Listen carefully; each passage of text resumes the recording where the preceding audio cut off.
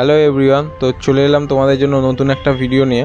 তো তোমরা ভাবতেই পারো যে এত রাতে বৃষ্টির দিনে আমি ট্রেনে করে কোথায় যাচ্ছি।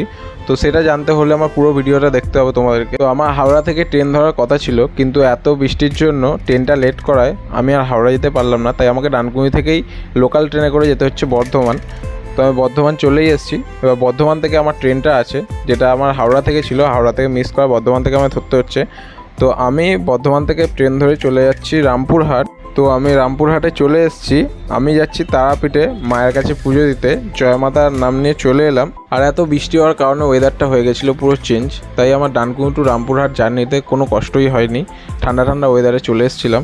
তারাপীঠ এর আগে আমি দুবার এসেছি। অনেক ছোটোবেলায় একবার এসেছিলাম, আর মাঝখানে একবার এসেছিলাম দাদাদের সাথে, তাও আবার গাড়ি করে। তো ট্রেনে করেই প্রথমবার রামপুরহাট স্টেশনে এলাম। রামপুরহাট স্টেশনটা খুবই ভালো লাগলো দেখে। তো স্টেশনের বাইরে চলে এলাম, অটো বা টোটো কিছু একটা ধরতে হবে সেটা দেখার জন্য। সো আমি একটা অটোতে উঠে পড়েছি, যেটা মাথাপিছু ভাড়া নিয়েছে 50 টাকা করে।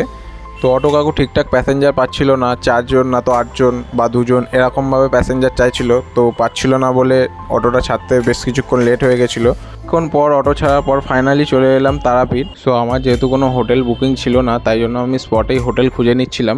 তো আজকের জন্য এইটুকুই। ভিডিওর পরের পার্টটা দেখার জন্য এখনই আমাকে ফলো করে নাও। পরের দিন আমি পুজো দিলাম, কী করলাম সবই তোমাদের সাথে শেয়ার করব।